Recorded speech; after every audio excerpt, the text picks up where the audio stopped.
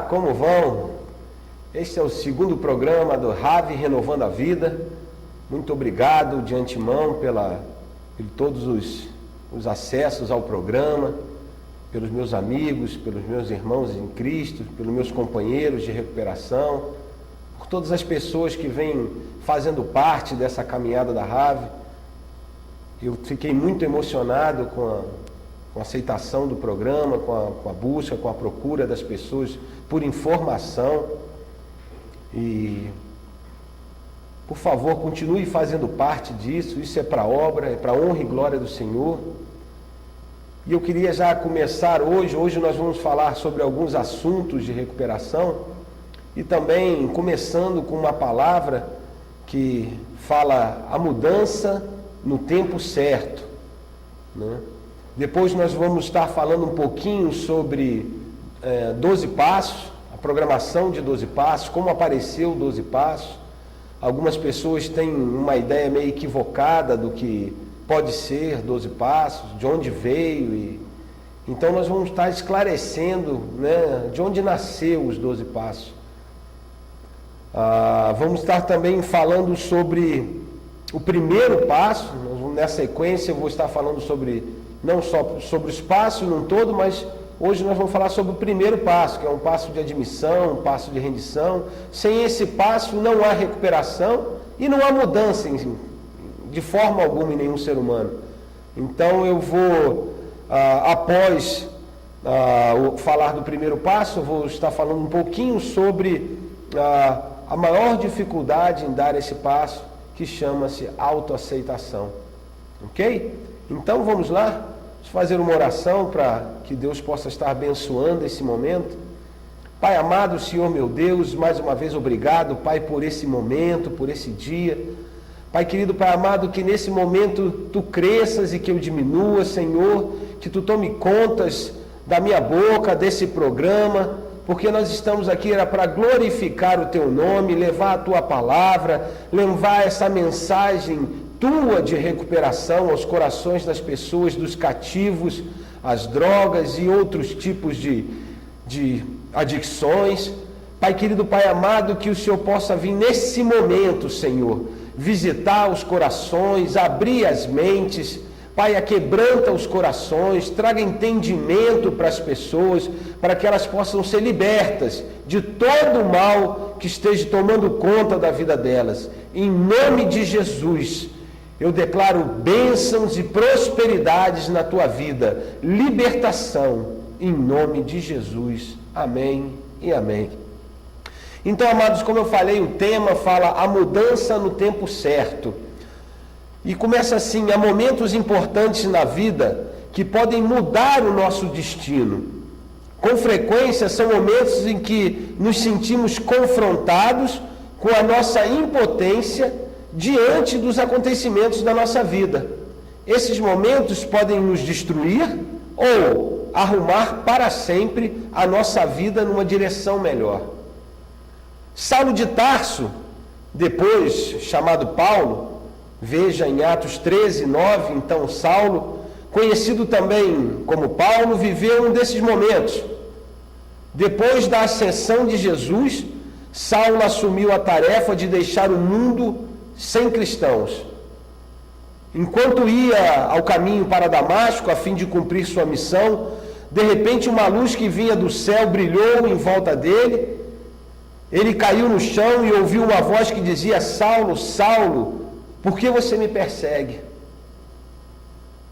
Mas levante-se, e ali dirão a você o que deve fazer. Saulo se levantou do chão, abriu os olhos, mas não podia ver nada. Então eles o pegaram pela mão e o levaram para Damasco. Ele ficou 3 dias sem poder ver, e durante esses dias não comeu e não bebeu nada. Está em Atos 9, de 3 a 6 e de 8 a 9. De repente, Saulo foi confrontado de que sua vida não era tão perfeita como ele havia pensado. A autojustificação tinha sido a sua marca registrada, No entanto, ao abandonar suas ilusões de poder, ele se transformou em um dos homens mais poderosos que já existiu, o apóstolo Paulo.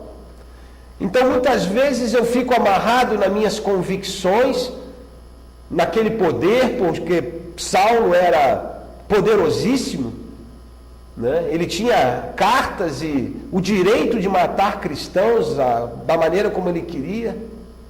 A arrogância, a prepotência era uma coisa que não permitia que Saulo enxergasse nem um palmo à frente do nariz dele. Ele vivia com aquelas convicções, com todo aquele luxo, aquela autoridade, e não conseguia ver a Jesus. Só que Jesus conseguia ver mais em Saulo do que próprio Saulo conseguia ver. E por isso ele pegou Saulo e fez o que fez com Saulo, para que Saulo primeiro precisou ficar cego para que ele pudesse enxergar de verdade. Ele, por 3 dias, disse que ele não enxergava, e nesses 3 dias, Deus foi tratando com ele, Jesus foi tratando e preparando Saulo para que ele se transformasse em Paulo e pudesse fazer aquilo que Deus realmente queria para a vida dele. Um nome que foi respeitado e ainda hoje é respeitado, um dos nomes mais falados na Bíblia, o homem que mais escreveu evangelhos e cartas da palavra de Deus, e era um matador de cristão. Quando somos confrontados com a verdade de que a nossa vida não está em nosso controle, é hora de decidir. Podemos continuar negando essa verdade e nos apegando à autojustiça, ou podemos encarar o fato de que estivemos cegos diante de alguns assuntos importantes. Se estivermos dispostos a sermos guiados para a nossa recuperação e para uma maneira nova de viver, então encontraremos o verdadeiro poder. Amados, eu preciso, para que eu pudesse enxergar Jesus na minha vida, essa nova maneira de viver, primeiramente eu precisei parar e ser confrontado. Minha mãe tentou de todas as formas, meus amigos verdadeiros, as pessoas que me amavam tentaram me alertar no buraco que eu estava entrando, quando eu fazia parte do mundo. Os verdadeiros amigos até se afastavam, só ficavam aqueles que também compartilhavam daquela maneira mundana de viver, e esses eram meus irmãos, meus camaradas, meus colegas. Como eu falei no outro programa, pai e mãe virou burro de uma hora para outra, os pastores não sabem nada, avós e avós que viveram durante tanto tempo, com tanta experiência, não sabiam mais absolutamente nada, porque a única pessoa que eu conseguia enxergar era eu, as únicas vontades que importavam eram as minhas, eu era sabedor de tudo e parecia que tinha o controle sobre tudo, inclusive sobre a vida e a morte.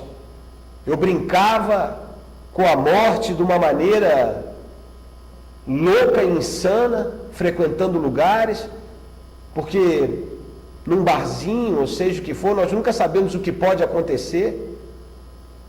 Um tiroteio, uma facada, uma briga. Seja onde você estiver, se você não estiver com Jesus, se você não estiver no caminho de Jesus, alguma coisa ruim pode acontecer com você. Principalmente quando meus valores estão totalmente modificados. Principalmente quando o meu ego, o meu egocentrismo é o que reina na minha vida. Eu queria começar a aproveitar isso, a falar sobre passos, sobre o primeiro passo que tem tudo a ver com isso. Ele tem a ver com rendição, com aceitação. Porque se eu não aceitar que eu tenho um certo defeito de caráter, que eu tenho uma dificuldade em lidar com certas situações, eu nunca vou modificar nessa área. Como eu falei também, a definição de insanidade é continuar praticando os mesmos erros, esperando que dessa vez o resultado vai ser diferente. E eu não posso mais ficar vivendo dessa maneira, porque a minha vida vale muito.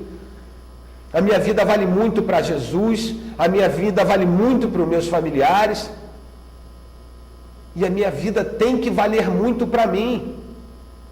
Eu sei que muitas vezes, quando estamos envolvidos com o mundo, com as drogas, com toda essa dor, com todo esse sofrimento, parece que não vai dar mais para mudar, parece que eu vou morrer usando droga, parece que não interessa o que aconteça na minha vida, eu não vou conseguir sair daquele fundo de poço.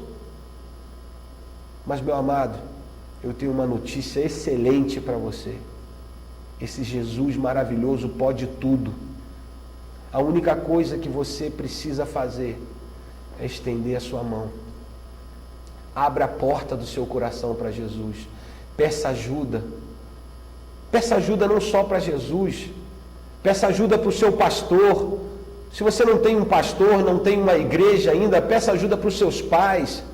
Peça ajuda para um amigo. Vá a uma igreja evangélica, bata naquela porta e fala: meu irmão, eu preciso de ajuda. Eu quero modificar. Eu não quero mais ser essa pessoa. Eu não quero mais viver sofrendo, sendo humilhado, porque o fim dessa vida, principalmente da vida com drogas, são 3. Todos terminam em ão. É instituição, prisão e caixão, não necessariamente nessa ordem, mas é o que vai acontecer. É uma doença, adicção é uma doença que mata e mata desmoralizando. Ela vai arrancando, ela parece que ela te dá tudo, parece que as drogas te dão tudo, e na realidade é uma falsa sensação de prazer para que você fique amarrado naquela maneira de viver e depois vá perdendo tudo sutilmente, sem você nem perceber. A sua vida vai acabando, você vai deixando de frequentar as reuniões familiares. O Natal, você só dá uma passadinha em casa para dizer que foi, ou recebeu um presentinho, ou conseguiu um dinheirinho, e depois vai embora. Se for, todo o convívio familiar, todo sentimento pelos pais, se você tem filhos, são deixados para trás. Eu conheço pessoas que, filho pequeno, chamando para brincar, e ele trancado no banheiro com uma lata na mão, fumando uma pedra, cheirando um pó. E ele dizendo: filhinho, agora não dá porque o papai está, não sei, passando mal. As mães desesperadas, visitando seus filhos em prisões, instituições, vendendo tudo que elas têm para poder trazer recuperação para a vida desse filho, desenvolvendo uma série de problemas psicológicos, físicos. Meus amados, há uma saída. Mas para que essa saída aconteça, porque Jesus não entra metendo o pé no coração e nem na porta. Peça ajuda, abra o seu coração. Naquele último suspiro, naquele momento que você conhece, você que está aí com problema com drogas, sabe como é. Aquele dia seguinte, em que você está lá naquela ressaca moral, sofrendo, cansado de ter passado a noite inteira naquele ritmo violento. Peça ajuda. Você se lembra quantas vezes você ficou trancado num hotel, na sua casa, em algum lugar, achando que demônios iam invadir ou que a polícia ia te prender a qualquer momento? É isso que a doença vai fazer contigo. Cada vez mais te aprisionar, te isolar, para que você não consiga pedir ajuda. E aí então você acaba se matando, ou sendo preso, levando um tiro, tendo uma overdose. Amados, abra o seu coração, peça ajuda, desça desse pedestal em que você se colocou, quebre essa mentira que não tem jeito, porque isso é mentira de Satanás na sua vida. Para tudo tem jeito. Se para Saulo, que era um matador de cristão, um cara que aparentemente na visão humana teria um direcionamento certo para o inferno, Jesus transformou a vida dele e fez dele o maior apóstolo de todos. Por que ele não pode fazer isso com a sua vida? Esse Deus maravilhoso é simplesmente o Criador do céu e da terra. Só que você tem um livre-arbítrio, amado. Peça ajuda. Eu vou estar falando um pouquinho agora sobre os passos, como foram criados os passos, os 12 passos. Há vários grupos de anônimos, nós temos narcóticos anônimos, alcoólicos anônimos, neuróticos anônimos, comedores anônimos, né? Eles foram desenvolvidos através dos 12 passos de AA, mas eu vou contar para vocês mais ou menos como apareceu esses 12 passos no mundo. Legal? Então vamos lá? Fala, o primeiro desses programas foi Alcoólicos Anônimos, ou simplesmente o AA, como muitos de vocês conhecem. Iniciado em 1935 por William Griffith Wilson e pelo Dr. Bob Smith, conhecidos pelos membros de AA como Bill e Bob, em Akron, no Ohio, nos Estados Unidos. Eles criaram a tradição de utilizar apenas o primeiro nome das pessoas para se identificar nos grupos de anônimos de 12 passos. Os 12 passos foram originalmente escritos por Wilson e outros membros no início do AA, como modo de codificar o processo que acharam funcionar para eles pessoalmente. Esses 12 passos foram essencialmente uma nova versão dos 6 passos do grupo Oxford, um grupo criado pelo missionário cristão Frank Buchman, que defendia a crença na orientação divina, na orientação de Deus, sem direta relação com o tratamento de vícios estabelecido na Igreja Pentecostal de Nova York. Wilson então escreveu o livro Alcoólicos Anônimos. O Wilson, que é o Bill do AA, frequentemente chamado do Big Book, o grande livro, reconhecendo um surpreendente nível de recuperação entre os alcoólatras submetidos ao programa. O grupo de Akron autorizou Wilson a escrever um livro sobre o programa. Mas Wilson retornou a Nova York e escreveu um programa totalmente diferente, baseado no que aprendeu com o reverendo Samuel M. Shoemaker, reitor da Igreja Episcopal do Calvário em Nova York, e um líder do grupo Oxford nos Estados Unidos. As ideias de Shoemaker, que são encontradas quase que literalmente nos 12 passos, Bill acrescentou em seu Big Book, o Novo Texto Básico, ideias sobre o alcoolismo do Dr. William e do Dr. Silkworth, ideias sobre a necessidade de conversão do Dr. Carl Jung, que foi um dos grandes psicoterapeutas da época de Freud, ideias sobre um assim chamado poder superior, primariamente do professor William James e escritores do Novo Pensamento, pensamentos da jornada espiritual, de Anne Smith, a esposa do Dr. Bob. E esse poder superior, eu quero somente fazer um comentário, amados, que é uma das coisas que as pessoas, que os irmãos no mundo evangélico têm grande dificuldade de aceitar nos grupos de anônimos, né? Por falar, poder superior, né? Nós precisamos nos lembrar que nós trabalhamos e tratamos pessoas que são totalmente sem religião ou com religiões totalmente deturpadas, né? A prioridade do tratamento de 12 passos é fazer com que ele pare de usar droga, que ele consiga se encontrar, que ele consiga se enxergar, que ele consiga desenvolver algum tipo de fé, porque não há nenhuma fé.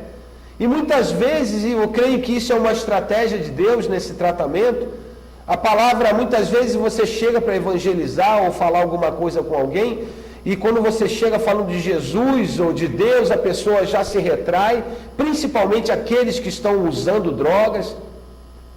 E foi uma estratégia falando de um poder superior, de uma força maior. Porque o poder superior na vida das pessoas que estão usando drogas é a própria droga. Eles estão tão escravizados que esse é um poder que controla a vida deles. Eles estão totalmente entregues a esse poder. Então nós viemos com um poder superior, muitas vezes, para poder começar a desenvolver algum tipo de fé. O que nós pedimos é que esse poder superior seja um Deus amoroso. E Deus amoroso só há um, não há outro. Mas vamos dar continuidade. Bem, uma vez reconhecendo um nível surpreendente de recuperação no trabalho com alcoólatras do programa, o grupo autorizou o Wilson a escrever o livro, né, sobre o programa, mas o Wilson retornou para Nova York, como nós havíamos falado, né, e escreveu uma programação baseada em cima do que havia aprendido com o reverendo Shoemaker, e essa é a programação de 12 Passos. Ela foi adaptada para os alcoólicos, né, se você for dar uma olhada em todas as maneiras como se aparece o primeiro passo, ele fala, nós temos o primeiro passo do cristão, que fala: admitimos que éramos impotentes perante os efeitos de nossa separação de Deus e que tínhamos perdido o domínio sobre nossas vidas. O primeiro passo da Bíblia Despertar, que é uma Bíblia que nós usamos na RAV, que é a Bíblia junto com os 12 Passos. Vocês que quiserem comprar essa Bíblia, procurem no site da SBB, Bíblia de Estudo Despertar. Ali nós temos os 12 Passos junto com a Palavra de Deus. Fala: admitimos que éramos impotentes perante nossas dependências e que tínhamos perdido o domínio sobre nossa vida. Primeiro passo de Narcóticos Anônimos fala: admitimos que éramos impotentes perante nossa adicção e que nossas vidas tinham se tornado incontroláveis. Voltando aos passos, os 12 passos são uma sugestão de conduta ideais para nos libertarmos de problemas emocionais e dependências, compulsões, solidão e uma série de comportamentos indesejáveis. Os 12 passos são um presente que Deus enviou à humanidade através dos fundadores de AA e que tem curado e salvado milhares de pessoas no mundo inteiro. Os 12 passos têm sido uma maneira de libertar as pessoas não só da adicção, das drogas, do álcool, mas principalmente de si mesma, das doenças da alma, do egocentrismo, da manipulação, da mentira, do auto-engano. Ele não é somente um programa para pessoas que têm problema com drogas. Ele é um programa universal, e é tão universal que está sendo usado por várias instituições. Quase todas as instituições em Brasília usam 12 passos. As que não estão usando 12 passos, eu sinto de informar, amados, vocês estão ultrapassados. Vocês precisam colocar esse trabalho de passos, é um trabalho perfeito, de onde você vê a palavra de Deus do início ao fim. O primeiro passo vem com a admissão, aceitando que eu tenho um problema, então aí a recuperação se torna possível. A partir daquele momento que eu entendi, e ele se divide em duas partes na realidade, ele fala que admitimos que éramos impotentes perante a nossa adicção, e a segunda parte vem, e que nossas vidas tinham se tornado incontroláveis. Se eu não conseguir admitir, apesar de estar dando tudo errado, né? Perdi o trabalho, perdi a esposa, estou desviado, ou quem não é cristão está, né, Muitos estão roubando a mãe, né? Vem com aquela manipulação, aquela mentira, sempre tem uma desculpa, né? Maridos que chegam em casa de madrugada, dizem, vou ali na esquina, e voltam 3 dias depois, e quando voltam naquele estado deplorável, gastando dinheiro que era para comprar o leite da criança, para pagar as contas na casa, e voltam com uma desculpa desfarrapada.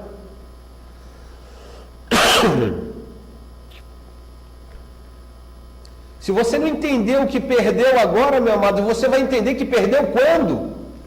Quando Satanás arrancar a sua vida, quando você tiver uma overdose, quando você espancar a sua esposa até a morte. Quando que você vai entender que você tem um problema, que a sua vida está totalmente fora de controle, que nem para usar droga você serviu. Você não tem sido pai, filho, há muito tempo.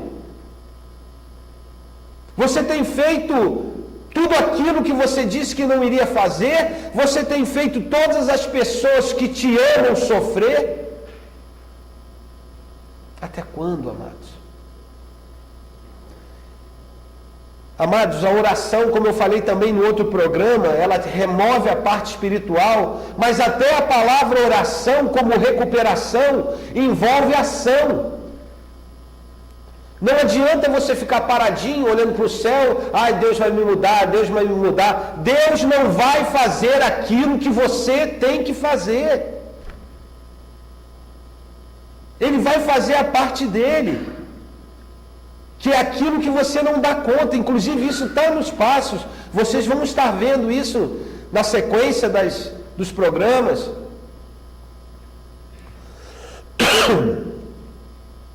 Falando sobre isso, eu queria falar aqui um pouquinho sobre essa autoaceitação. Ela fala, autoaceitação é o problema. Falta de autoaceitação é um problema para muitos adictos em recuperação. Este defeito sutil é difícil de identificar e muitas vezes passa desapercebido. Muitos de nós acreditavam que o uso de drogas era o seu único problema, negando o fato de que suas vidas tinham se tornado incontroláveis. Esta negação pode continuar nos incomodando, mesmo depois de pararmos de usar drogas. Muitos dos problemas porque passamos na continuidade da recuperação têm sua origem na nossa incapacidade de nos aceitarmos no nível mais profundo. Podemos até nem perceber que este desconforto é a fonte do nosso problema, porque frequentemente ele se manifesta de outras maneiras. Podemos sentir que estamos ficando irritáveis, julgadores, descontentes, deprimidos ou confusos. Podemos nos perceber procurando mudar fatores circunstanciais na tentativa de satisfazer a inquietação íntima que sentimos. Em situações como esta, nossa experiência tem demonstrado que é melhor procurar dentro de nós a fonte do nosso descontentamento. Descobrimos frequentemente que somos críticos severos de nós mesmos, mergulhando em autoaversão e em autorrejeição. Como falou, a autoaceitação é a coisa mais difícil para o ser humano. É muito fácil eu listar várias qualidades, mas é difícil eu listar alguns defeitos. E muitas vezes quando eu listo os defeitos, eu falo sobre eles, mas eu não realmente acredito que eu sou portador desses defeitos. E por isso fala que a autoaceitação no nível mais profundo leva tempo. Leva tempo para eu começar a dar gargalhada. Eu falei, caramba, cara, como eu sou manipulador, como eu sou controlador, coisas desse tipo. O grande foco do problema de adicção tem a ver com essa falta de autoaceitação. Eu acho que o mundo inteiro tem que girar ao meu redor, eu acho que eu sei tudo, né? Que o problema está nas pessoas, não em mim. na forma como eu fui criado, aquela desculpa esfarrapada tipo, eu usei drogas porque papai separou de mamãe quando eu tinha 3 anos de idade. Cara, quanta gente tem que no papai separou de mamãe e hoje é médico, é formado, é um bom pai de família, é um excelente cristão.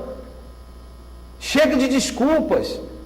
Enquanto você ficar com desculpas, sem se autoaceitar, se justificando, Satanás vai estar fazendo uma ciranda com a sua vida, amado. Não permita isso. E a grande solução para esse seu problema com drogas ou para outros problemas, é lógico, é Jesus Cristo, acima de tudo, é a palavra de Deus. Mas para você, comece a praticar, a buscar esses 12 passos.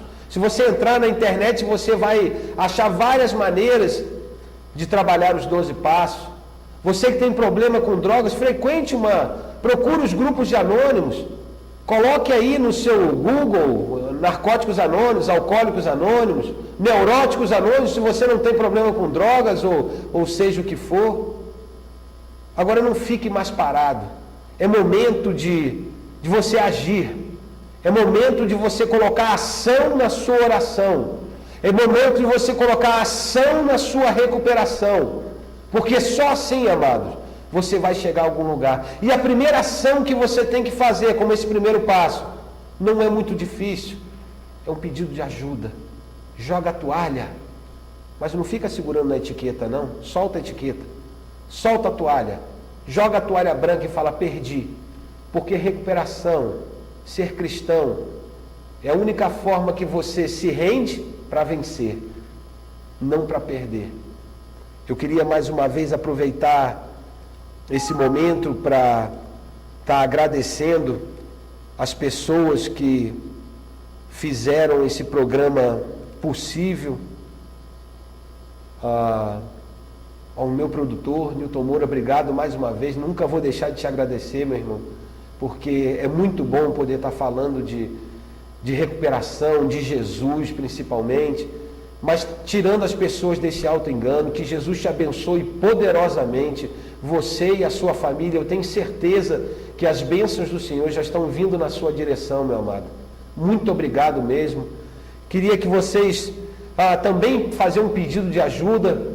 Vou estar passando aí o número da nossa conta no Banco Itaú, o banco é 341, agência 8090, conta corrente 08072, dígito 5, o CNPJ é 03637 261 1000 ao contrário 05. Para você que quer fazer uma doação para essa obra, para você que quer ajudar no custo do tratamento de uma pessoa, para as igrejas que gostariam de contribuir para que nós possamos estar resgatando essa pessoa, tanta gente na rua morrendo, infelizmente tudo tem um custo, nós não temos nenhuma ajuda do governo, nós somos uma ONG ainda, eu sei que o governo está se mobilizando para isso e creio nas promessas do Senhor, eu tenho certeza que o Senhor vai estar tocando o coração desses homens da política, esses homens do poder, para que nós possamos estar fazendo um trabalho digno, não depósito de pessoas,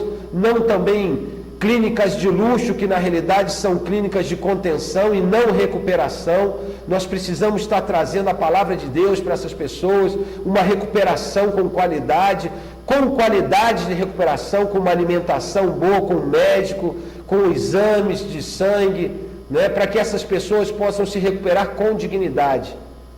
Amém? Eu queria também pedir a vocês que visitem o nosso site, caso queiram conhecer um pouco mais da RAV, o www.renovandoavida.com.br. Mande perguntas, participe, mande perguntas para que eu possa estar respondendo nesse programa.